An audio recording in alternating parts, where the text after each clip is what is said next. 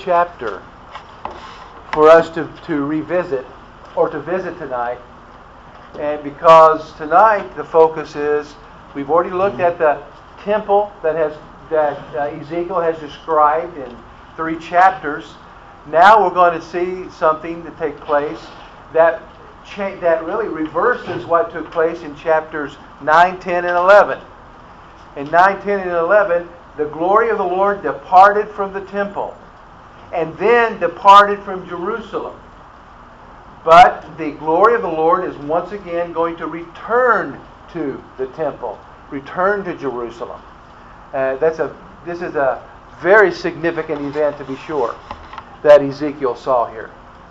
So, let's pick up with verse 1 of chapter 43.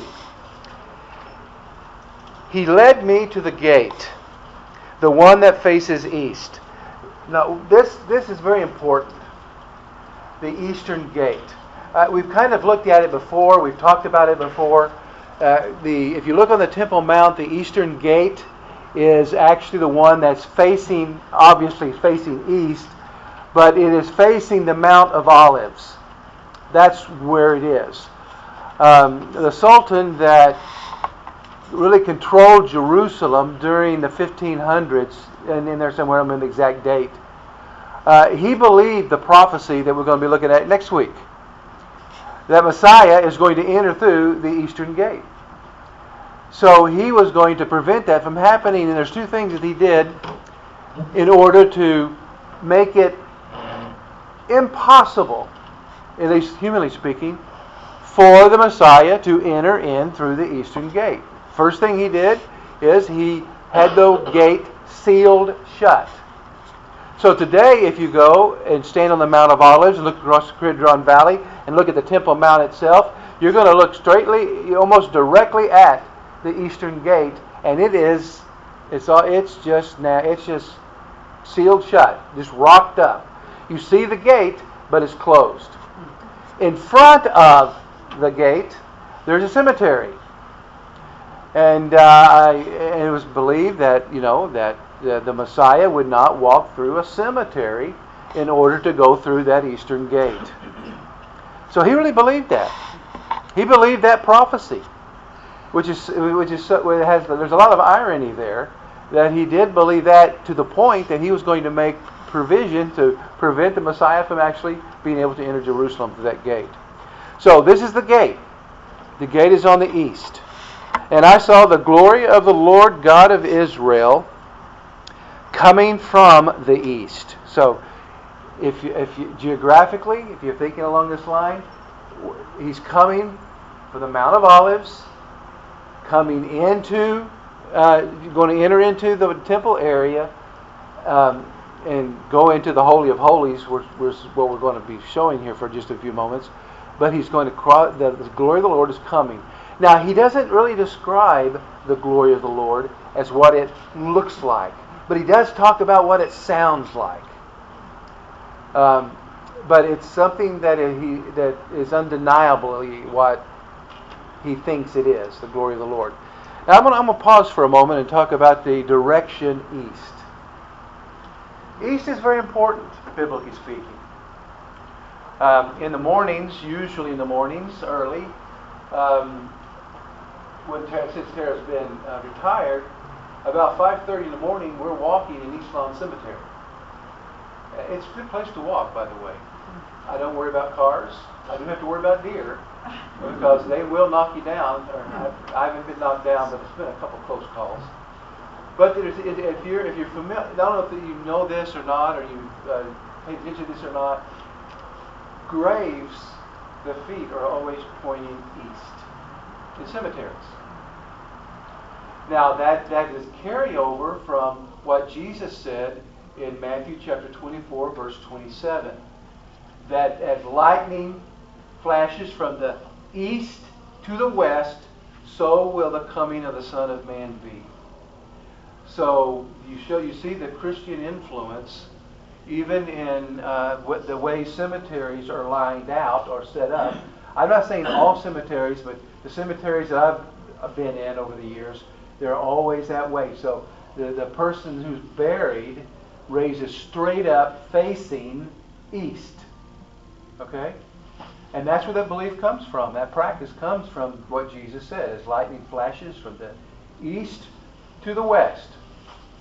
That's the coming of the Son of Man will be like that.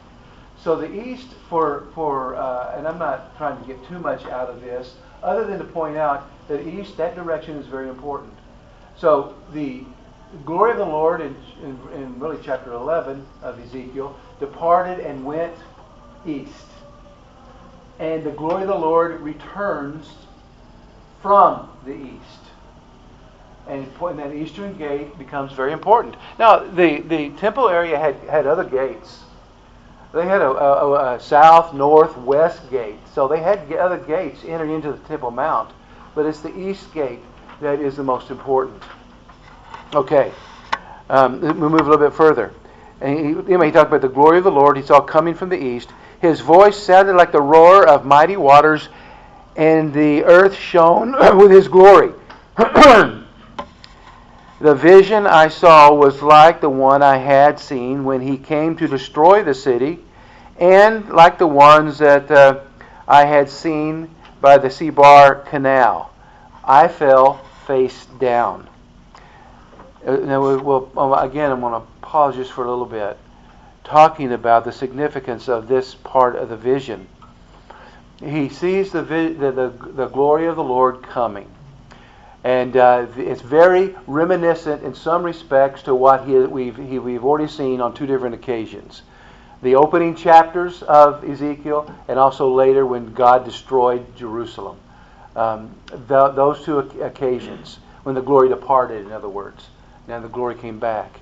But let me just kind of, before we talk about the glory itself, in the Old Testament, I'll tell you where it is. It's in 1 Samuel. There is an event there that kind of indicates something as the people that day believed about the Ark of the Covenant. The priest was Eli. Eli had two sons. They were scoundrels. They were to be priests. That's what their function was to be, but they were both scoundrels. And Eli did not do anything to straighten them up. He just let them go about their business, and they were very, very evil. Well, Israel was fighting, as they often did, fought for the other tribes around them, the people groups around them. Well, they decided that they were going to get a little bit extra help. So they carried the Ark of the Covenant into battle. And it didn't go well. The Ark was captured. Both of Eli's sons perished. They died in the battle. When Eli got word, the first thing he was told was that his sons had been killed. He did okay with that news. But what he did not do well with was when he was told the ark had been captured. At that point, he fell backwards and broke his neck and died. Now, one of his daughter-in-laws was giving birth at the time that news came that that her husband was dead, which too would be somewhat of a stunning piece of news. But what even impacted her more than now that she was a widow is that what impacted her was that the ark itself had been captured. So she had a boy baby, and she named him something that everyone would always remember about that day. Named him Ichabod, not Ichabod Crane. That's a different Ichabod. But the name Ichabod means the glory has departed. So in chapter 10 and 11, the glory had departed. Ichabod had happened to Jerusalem. Now the glory is coming back. Another thing, have you heard of Shekinah glory? Now, you may be surprised that that's not in the Bible anywhere. Sometimes people think it's in there in the Bible somewhere. No, the rabbis of yesteryear, they referred to God's glory as the Shekinah glory. That was their word. That was their descriptive word for God's glory. And sometimes it's called a glory cloud. There's things about that. We could talk quite a bit about it. But the glory of God is, in one sense, it's almost tangible, touchable. When the temple was being dedicated in the days of Solomon, I mean, they had all these sacrifices going on. This long, big celebration when they opened it, the temple became useful and used. And during the dedication of the temple, if you remember, the glory of God descended, filled the temple, and the priests that were ministering in the temple had to exit the temple because of the glory that was there. Now, it's interesting that the glory of God, I did have the Hebrew word for it, and I think I will mess it up if I try to remember right now. But there is a word in the New Testament used that talks about that. It's the word doxa. You've heard of doxology? Doxology literally means glory words. That's what it is. But the thing about in the Old Testament, the description of God's glory is that it is heavy. It's weighty. Not just figuratively, but there's a heaviness about God's glory. Now, we know about the cloud that the Israelites followed through the desert. The cloud around the top of Mount Sinai when Moses received the Ten Commandments, the covenant. We're familiar with those kind of expressions of it. So, the glory is a couple things here as he sees in his vision. One, it's visible. It's something that he sees. So that's the first thing to bear in mind. It is visible. And it's also, he gives some descriptions of it. Notice some of the descriptions. He says, and talk about his voice. It said, I saw the glory of the God of Israel coming from the east. His voice, whose voice? God's voice, sounded like the roar of mighty waters. Okay? We got that part. The sound of God's voice. On Mount Sinai, what did God's voice sound like? Thunder. Like thunder. That's right. When God spoke at Jesus' baptism, it was understandable, but it was something that was obviously not natural in occurring in the natural world. And then the next description, and the earth shone, it lit up with His glory. Okay? So you can try to imagine that as best you can. That this glory, whether it was a cloud, could have been, but it was something that would also, it wasn't something that was darkening, it was something lighting up the earth as it came.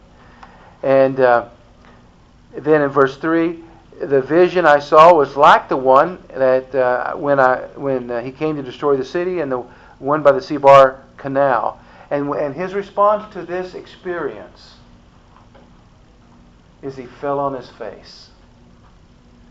He fell on his face. This is, I think, a very important reaction that we need to spend some time with. The falling on his face before the glory of the Lord, as he sees the glory of the Lord coming back into the temple. That this suggests a deep sense of reverence, even mixed with actual fear. A sense of honoring the glory of the Lord coming. I'm going to talk more about that in just a moment. But it's interesting, and I'm not going to make a lot of this. I'm going to take you back to discussions I've had when I was just a teenager trying to figure things out. I didn't do a very good job those days anyway.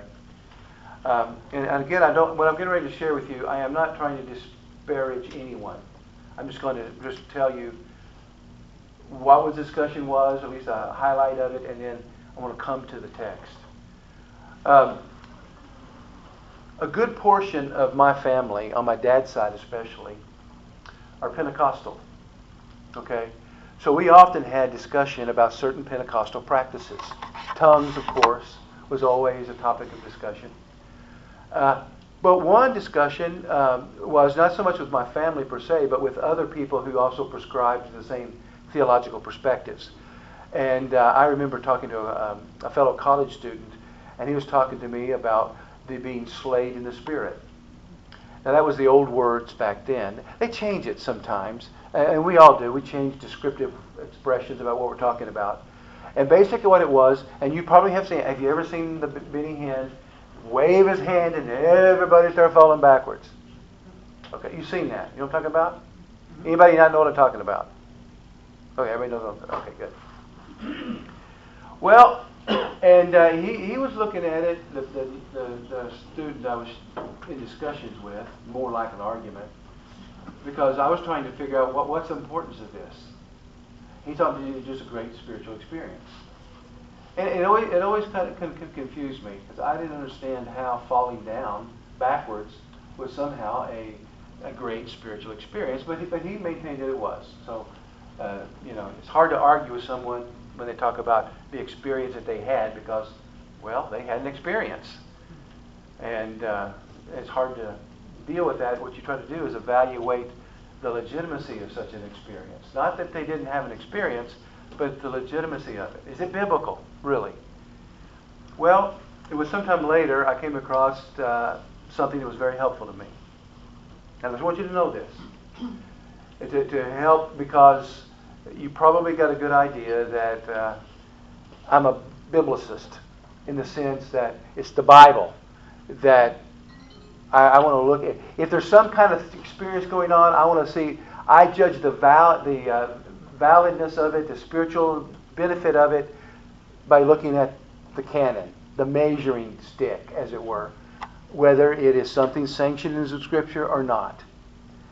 Well, this may surprise some of you, but there are people in the Bible that today's term is not slaying the Spirit, but is falling under the power. Okay? There are people that do that. Daniel does it. John does it. Ezekiel does it. And there's countless other people that seemingly have something similar to that.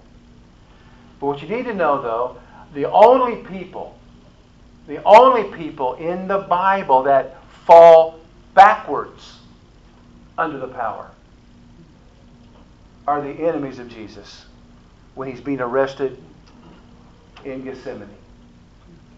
John tells us they come, Jesus asks them, "Who do you seek?"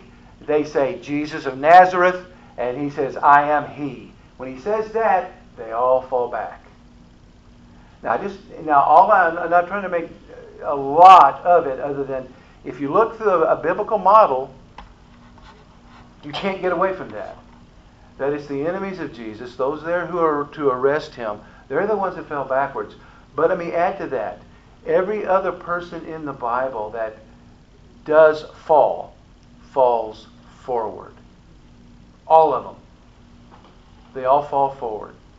Now you can do that with that what you wish, other than it's going to be kind of hard to justify Benny Hinn's kind of experience or anyone else's by saying that people fall backwards are actually falling under the power. They may be falling under something, but there's no biblical model for it. You understand what I mean? Okay. So what does Ezekiel do? Well, he falls face down. The glory of the Lord entered the temple by the way of by the gate that faced east. Then the Spirit lifted me up and brought me to the inner court, and the glory of the Lord filled the temple. Okay? So, he is, now, the Spirit is the one that lifts him up It's almost like he's by the eastern gate. He sees the glory of the Lord coming. The glory of the Lord comes through the eastern gate. And then he is picked up by the Spirit and taken to the inner court of the temple area. Okay? And as that takes place, the glory of God, the glory of the Lord, now fills the whole temple area. So the glory that departed now has returned. Okay? Now that's a very important, hopeful statement. Hopeful in the sense that here are these exiles in Babylon. They're going to probably die there. But they're going to be reassured that the glory that departed before the temple was totally annihilated, destroyed, that there's going to be another temple built, and the glory of the Lord is going to return. That's very important. Very important. Okay, comments, questions? Anybody have? Anything you want to add? You said earlier that when you was over there, the eastern gate is all blocked up. Yes, it is. Why hasn't there been some effort to unblock it? Because there's some very difficult political maneuverings that has to take place. Okay? You can only go on the Temple Mount if the Palestinian Authority allows you to. Otherwise, it's just closed off. And it's kind of like at their whim. Sometimes when we went there, we could not go on the Temple Mount. We could go to the Western Wall. We could go to the steps that led to one of the gates at one time, but we never could go up on the temple area itself. Now, when Dale and Barb was in Jerusalem, they were allowed to go up, but there's only certain areas they could be in up there. Okay, so what I'm saying is, it's a very delicate balance maintaining the peace between the Israelis and the Palestinians. It's a very, very delicate. And actually, Jerusalem is divided up into 4 quarters. You've got the Palestinian quarter, you got the Jewish quarter, you got the Christian quarter, and you got the Orthodox quarter, I think. So you have it divided up like that. And when you walk from one to the other, it is obvious. It is obvious. So there is that delicate balance there. And you've got an Arab cemetery right in front of it. So if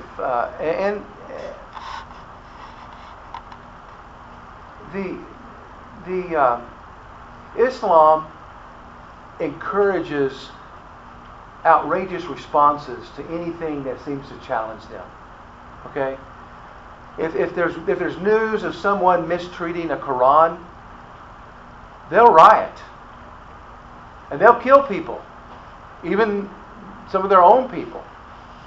When something like that takes place. Even sometimes just a rumor of something like that will cause an uprising. So there's that delicate balance that has to be maintained, or try to maintain. So I say all that, if they try to open it, you're going to have problems because of the Arab cemetery right in front of it.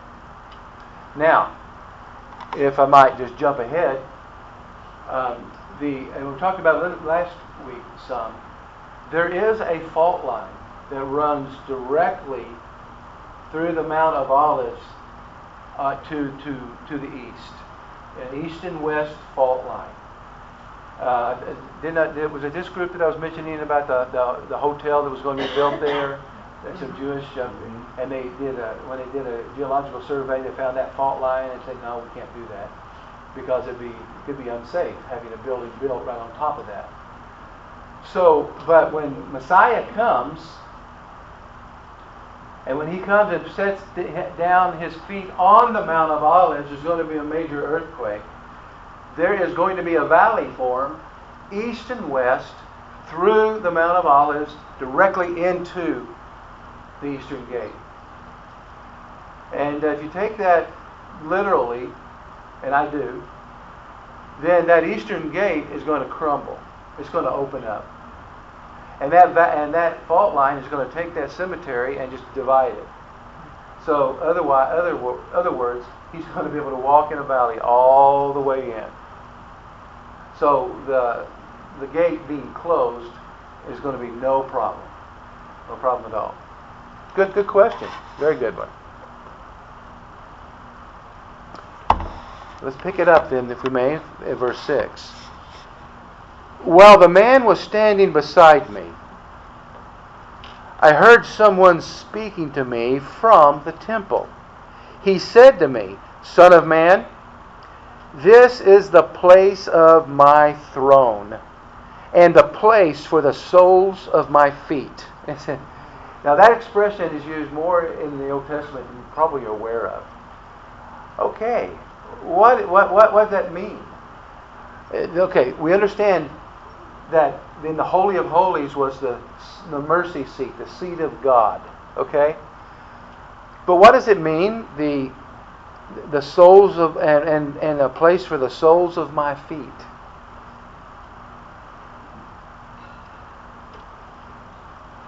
Anybody have a? You can venture a guess if you're not sure. That's where he's going to stand. Huh? Place that he's going to stand. Well, yeah. His throne indicates a place of being seated. His feet. Footstool. Yeah, that's it. Footstool. And it also it's reminiscent of several places in the Old Testament, as well as quoted in the New Testament. The Lord declared to my Lord, literally, Yahweh, God's name, declared to my Adonai. David wrote this psalm. Sit at my right hand until I make your enemies your footstool. Okay? So that messianic psalm, Psalm 110, is one that indicates what the soles of his feet are going to be on the footstool of the nations. Okay? That's another reason why some have, and I would agree, that what Ezekiel is describing from chapters 40 through 48, he is speaking about not the tribulation temple, but the millennial temple. Remember, we had drawn up there have been two temples in the past. There was Solomon's temple, later destroyed by the Babylonians. That's here. And then Zerubbabel, when he returned, as governor, they began to rebuild the temple. And then they got kind of tired of it. And later Nehemiah entered the mix. And then Herod the Great, a couple hundred years, more than that, about 300 years later, he took up the project of finishing the building of the temple. That is still the second temple. And the second temple predates Jesus, and it also went through the lifetime of Jesus. And it was only in AD 70 that it was destroyed again. There's been no temple since. There's a Temple Mount, but no temple. And then there are indications just about in Israel. There's the temple. It's not called the Temple Society, but it's something of the temple, where they're preparing for the building of the third temple, which is probably the millennial temple.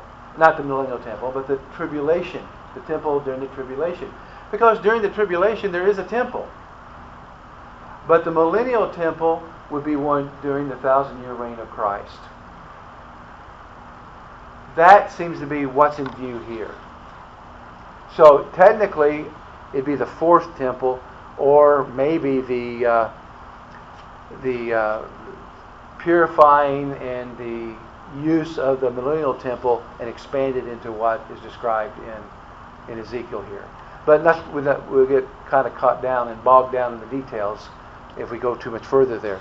Notice that the man was sitting beside me. I heard someone speak to me, and he said to me, Son of man, this is the place, we talked about the soles of my feet, where I will dwell among the Israelites forever. There's that promise again.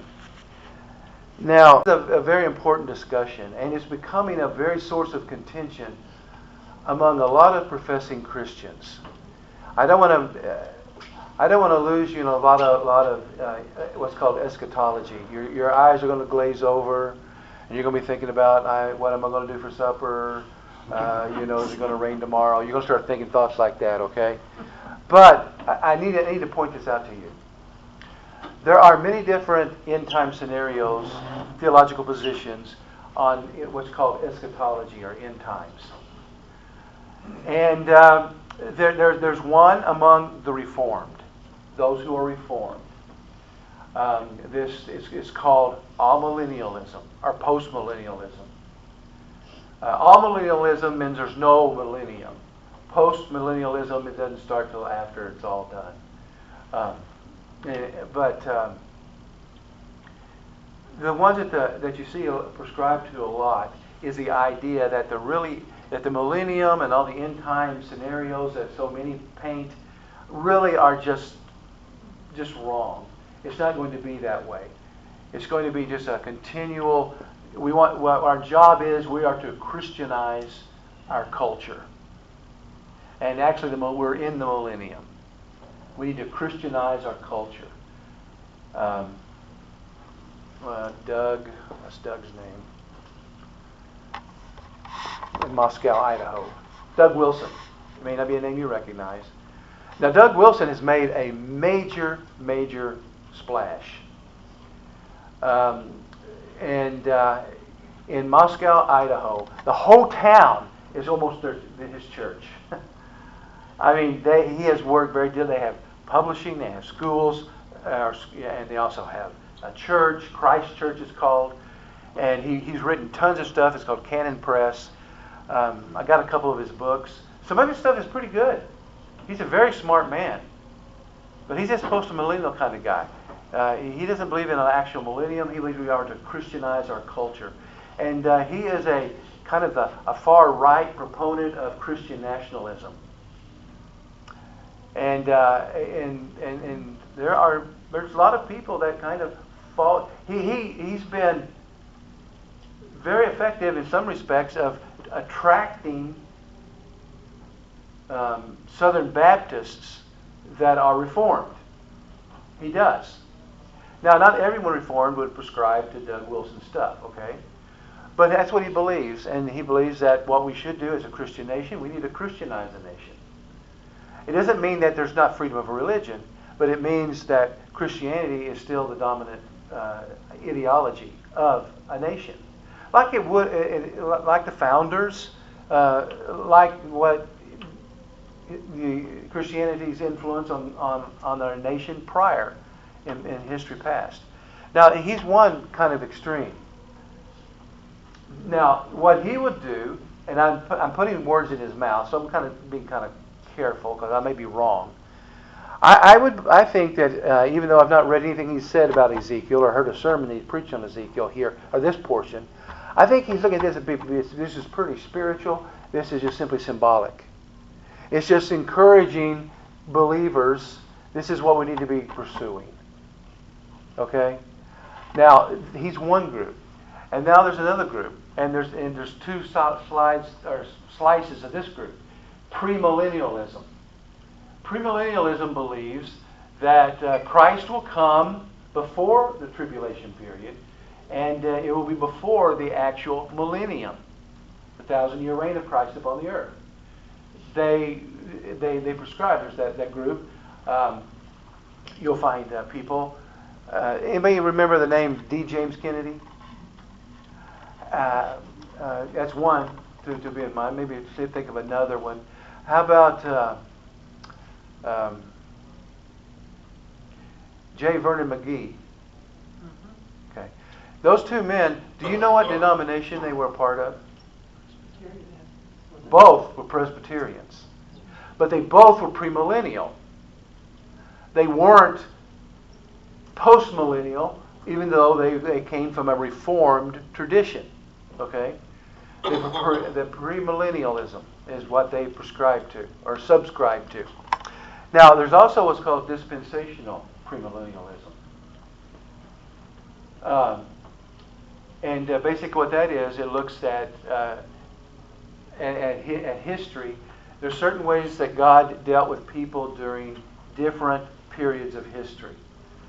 If you believe in the Old and New Testament, you can say that's almost a dispensational perspective, if you see a difference between the two.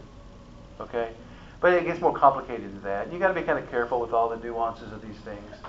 But and on the far extreme of dispensational premillennialism, there's like Tim LaHaye. I don't know if you've ever heard of him. And the whole series of books that he and Jerry Jenkins were responsible for. You know, the Left Behind books. Hal Lindsey would be another. But not everyone is still out that extreme. There are a lot of very good scholars that are dispensational premillennial. What? Well, like Dwight Pentecost, John Wolford, Ryrie. Anybody got a Ryrie study Bible? Ryrie, Charles Ryrie. And how about W.A. Criswell? That name ring a bell to anybody? Okay, you're talking about dispensational premillennialists. And currently, it would be several different scholars. Many of those that we watched Sunday night that were on The God Who Speaks. Darrell Bach is definitely in that category. He's what's called a progressive dispensationalist.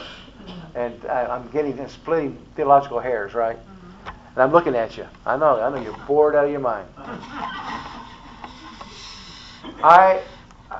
Some of these theological perspectives can go to seed pretty quick. And it needs to be a sense of humility about this, knowing that I believe it goes this way, but I'm not so dogmatic that if you disagree with me, I think you're not a Christian. Okay? So, my perspective is somewhat of a modified premillennial dispensational. I'll just admit it. I'm not ashamed of it. My professors in seminary were not. They were not. I came to that conclusion later because it makes more sense to me. One of the tenets of dispensational premillennialism that is essential is seeing that the church and Israel are not identical. It's not the same. That's important. Even if you reject all the other tenets of it, that is a very important perspective. The only group that I know that do that is a premillennial dispensational favorable type of people, because Reformed usually, in many cases, look at Israel as failed, and the church has replaced Israel in God's redemptive plan. The problem with that is all of these passages that say this: "And I will dwell among the Israelites forever." I don't know what you do with that other than take it at face value. I don't know what you do with Romans 9, 10, and 11 unless you take it for what it says. Even though Israel is not a perfect nation by any means, they may be involved in a lot of things that are simply just totally antithetical to what God has promised. But God has promised to Abraham, Isaac, and Jacob, and David. And God doesn't break promises, folks. You've got to deal with that. My brethren that look at Israel as being done, God now is working through the church that hold that position.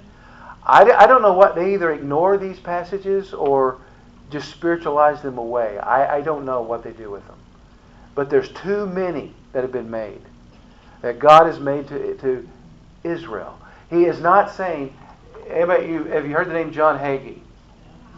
Well, I'm not endorsing John Hagee. John Hagee kind of comes to the place of saying there's two ways to be saved. One, trust Christ. The other is be a Jew. I think the second part is wrong. Jews come to Christ, come to God the same way Gentiles do. Christ. Only Christ. Through Him. There's a fascinating verse, if I can find it, that I think is very important. I want you to listen to this. I think I used it on Easter Sunday, but anyway, I want you to listen to this here. Maybe it's Good Friday I used it. It's in Zechariah chapter 12, verse 10 and following. Then I will pour out a spirit of grace and prayer on the house of David and the residents of Jerusalem. And they will look at me. Now I want you to listen to this. And they will look at me whom they pierced. And they will mourn for him. Did you notice that change? This is one time I want you to pay attention to pronouns. Okay? This is cool. They will look at me whom they pierced. They will mourn for him. Now when I say, do you notice that? Okay, good. And they will mourn for him as one mourns for an only child, and weep bitterly for him as one who weeps for the firstborn. And on that day, the mourning of Jerusalem will be as great as the mourning of Hadad Rimmon in the plain of Megiddo. The land will mourn, every family by itself. The family of David, he goes through all that. The interesting thing about that is God is speaking through Zechariah. God is the one saying this. But the interesting thing is he's saying, well, a lot of interesting things. But the thing I want you to notice is he is saying there that they will look upon me whom they pierced. And they will mourn for him as one who mourns for, it says, this translation said only child. It says only son is what the text actually says in Hebrew. The only B'nai, the only son. Which is very interesting. But you see that seems to bolster what Paul is writing about, that one day the fullness of the Gentiles will have come in, and then there's going to be an awakening among the Jews. That this is their Messiah. Okay? Are you with me? Mm-hmm. So when you look at end time scenarios and different kinds of eschatology, you need to realize there are certain things that some embrace that may not be actually totally taking in consideration other passages of Scripture. Yes? What does some of the folks maybe do with the Paul's statement that we are grafted into the vine? I don't know. I'm not anywhere close to knowing what John Hagee does, other than sometimes he just says some nutty things. And just be aware of that. And what do you do with that then? That we're grafted in? We're grafted in. But we're grafted in. Well, we need to understand. How is a person actually saved? How? Well, that's a big deal because God does the saving. He does the transforming. So I'm not prescribing or suggesting that we understand how He does that in that sense. But what He does is God does it. But what do you do with those before Christ came? What do you do with those? Well, that's not a hard question to answer. The writer of Hebrews answers it, as well as Paul. He answers it. Let's deal with Abraham. Chapter 15. Abraham believed God, and it was accredited to him as righteousness. All right? Now, let's stick with Abraham for a moment, because subsequently, every Old Testament person that actually was redeemed believed God. Now, did Abraham know about Jesus? Not by the name Jesus, but he believed God would take care of what his need truly was. I'll give you an example of that. As a matter of fact, we're going to talk about this Sunday morning. In chapter 22 of Genesis, Abraham and Isaac go up on a particular mountain, Mount Moriah. There, Abraham is going to offer him a sacrifice. As Isaac is a sacrifice. As they're going up the mountain, Isaac makes an observation. We've got the fire, we've got the wood, where's the sacrifice? But would you listen to what Abraham says? God himself will provide the sacrifice. Now, I'm not saying that I'm saying that Abraham understood all that entailed, but he believed God was the one going to do it. Okay? So, we look at the Old Testament, how they trusted God. How's a person saved in the New Testament? You trust Christ. You trust Christ as your Savior and your Lord. That's how. So, the Old Testament saints were looking forward to what they didn't quite grasp, but they knew God was going to do it because they could trust God with it. And New Testament, we look back at, we know what He did in the cross of Christ. So if we move it into we're in the New Testament era, and the thing that we need to understand is whether you're a Jew or Gentile, you're saved the same way. It's in trusting in Christ. Not Hagee, just because you're an ethnic Jew does not save you. Only Christ, trusting in Him. But what the promise is, one day, this partial hardening that Paul talks about in Romans 9, 10, and 11, that will one day be removed. And in what Zechariah talks about, will be fulfilled. Yes? You mentioned two pronouns in Zechariah 12:10. What was the first one? The first one was, they will look upon me, whom they have pierced, and they will mourn for him like one mourns for an only son. So the pronoun switches from me to him. So it seems like you're talking about two people there. Or two persons. Both of them are referring to Jesus, though? The first one, yeah, ultimately, yes. But it's God speaking. It's Yahweh speaking. Which at times, in the Old Testament, especially when Yahweh speaks, it's Jesus.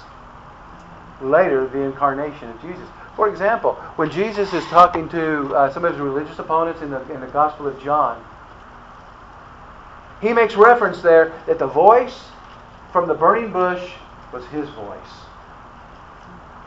Jesus' voice. And in John's Gospel especially, John highlights the 7 I am statements. I am the good shepherd.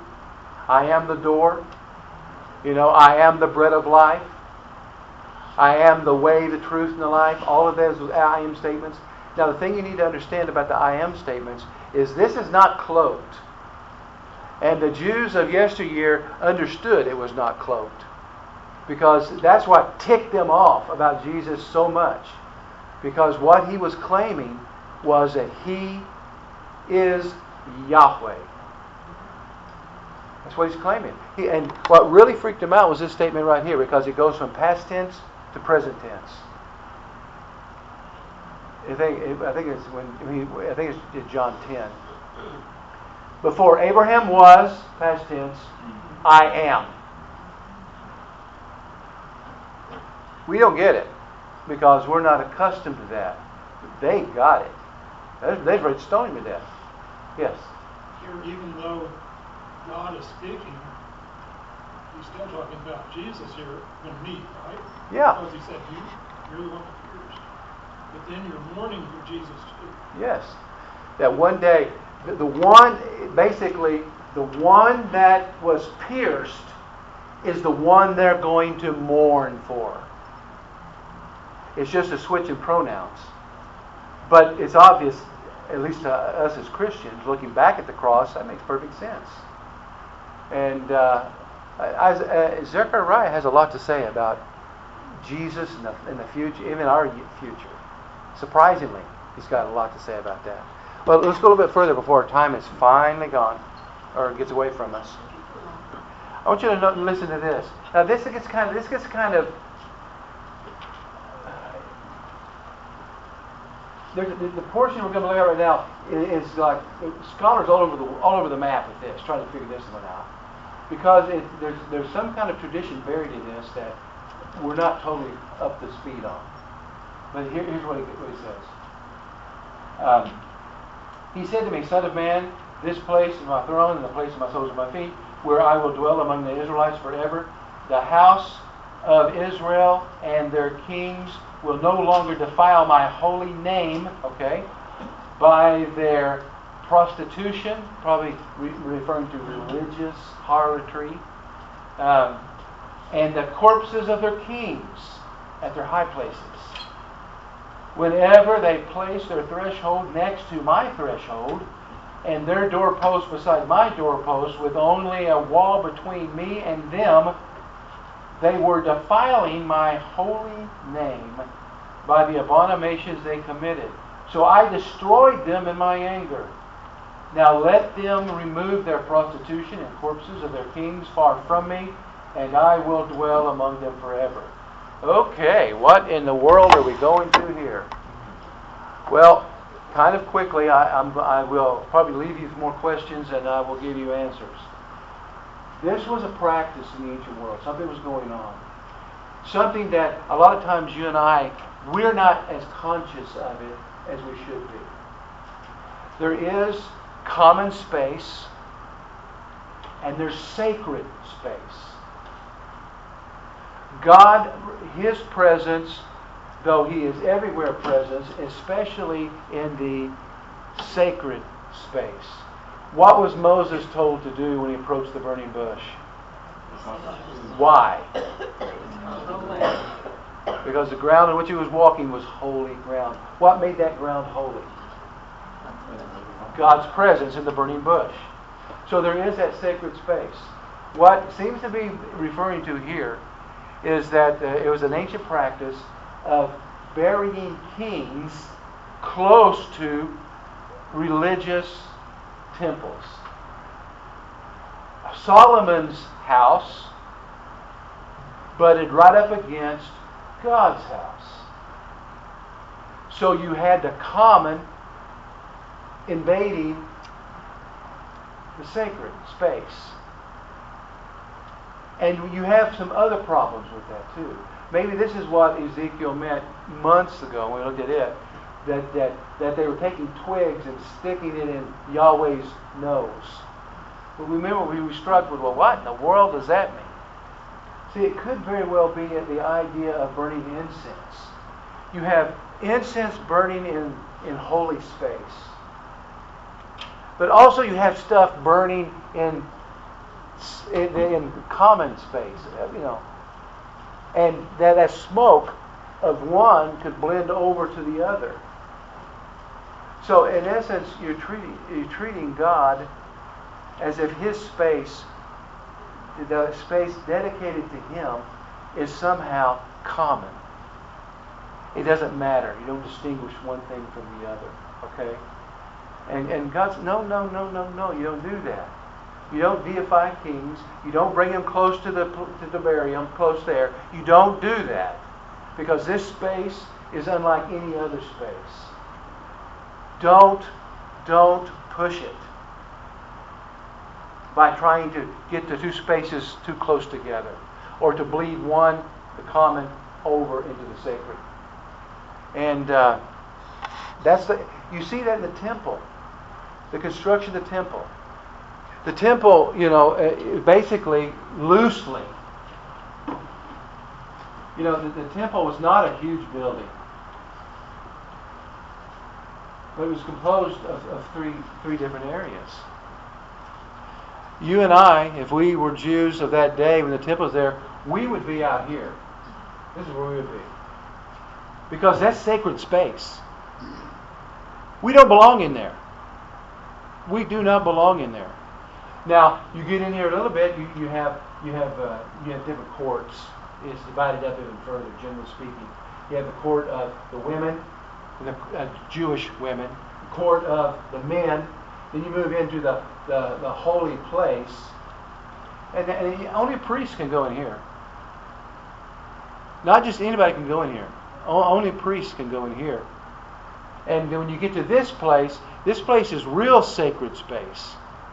Because in here you have the Ark of the Covenant, which is the seat of God. This is holy space. these men cannot go in here. Only one man can go in there, and he can go in only once a year. Because this is holy. Are you with me? You understand? Holy space. Now, what you and I do, many times without even recognizing it, we have forgotten the importance about holy space. We've forgotten about it. We don't even think about it. It never occurs to us that there are those times that the space is holy because God's presence is there in a very unique way. A lot of times, and a lot of it depends upon what we are aware of, but there are times you can enter into. You can just say, for example, you're into a church service, and and something happens in that church service, totally unexpected, unorchestrated, something. It might just be one or two people. For them, they're aware of it. Other people may not be even aware of it. Something unique happens there, and what it is, you're now in sacred space. I know God is everywhere. I'm not suggesting otherwise. But I am saying there are those times that it's just holy. It's just holy. I'm going to give a quick example and then I'll let you go. But years ago, I was pastoring in Arkansas. I went to a church in Little Rock. We had some sort of state meeting there.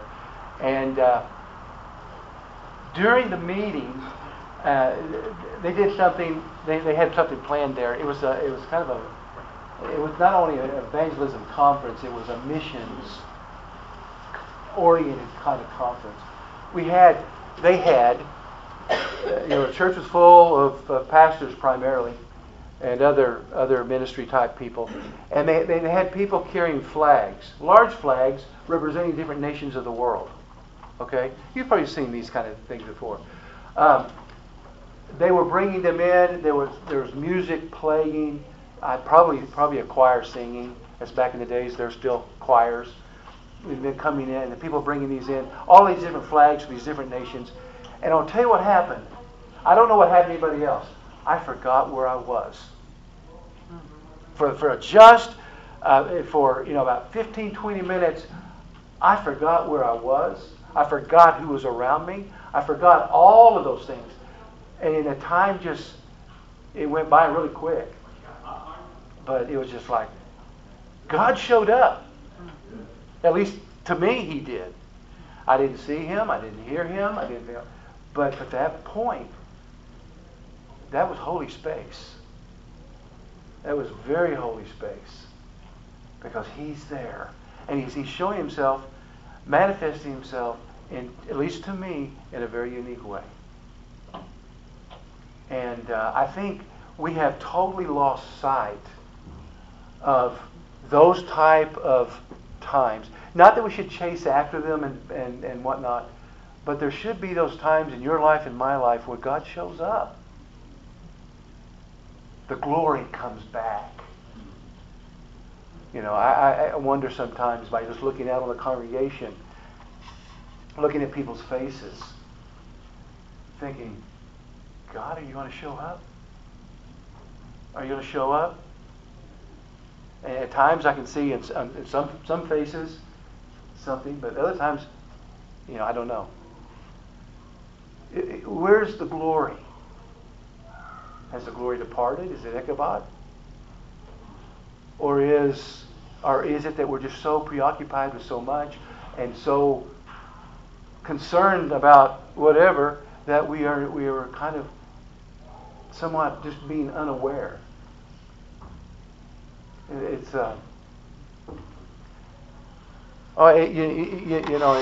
different times. You find in the Bible where people are just, God was there, and like for example, I'll conclude. I told you I was going to conclude. I will with Jacob. Jacob's on his way. He's freeing from Esau. He's going back home to hang out with relatives there. He picks up he lays down. He got a rock for his pillow. Can you believe that? You think your pillow's hard? His was an actual rock. And he had a dream. Remember the dream? The Jacob's ladder or the staircase with angels ascending.